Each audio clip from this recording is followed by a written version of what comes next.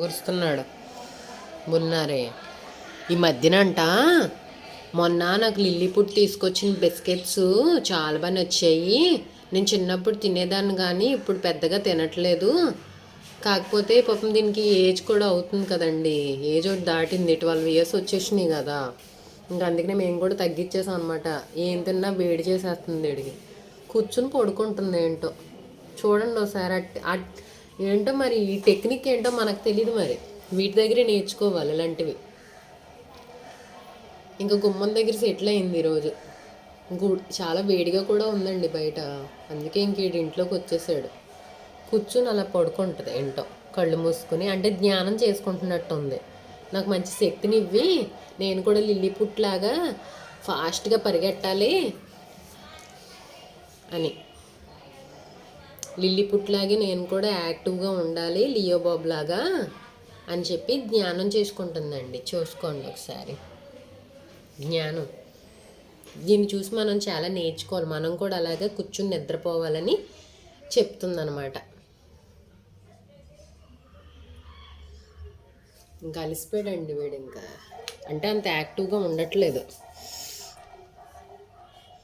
అదిగోండి మధ్యాహ్నం పూట అయితే ఫుల్గా పడుకుంటాడు. వీడికి కంఫర్ట్గా ఉన్న ప్లేసెస్ చూసుకుంటుందండి. అస్సలు కంఫర్ట్గా లేదనుకో అస్సలు పడుకోదు. చెయ్యమ్మ అలాగే జ్ఞానం చెయ్యి. జ్ఞానం చేస్తే మంచిగా విద్యా బుద్ధులు అందిస్తాడు ఆ దేవుడు.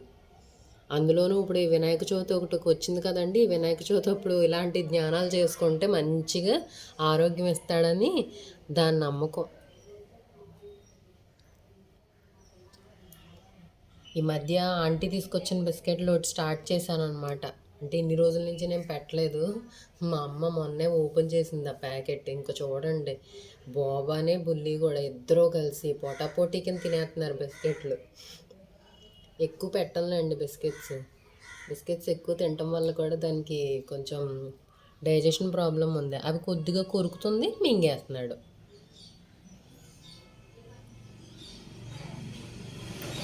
ఇంక బుల్లి ఇంక మొత్తానికి ముసలోడు అయిపోయాడు.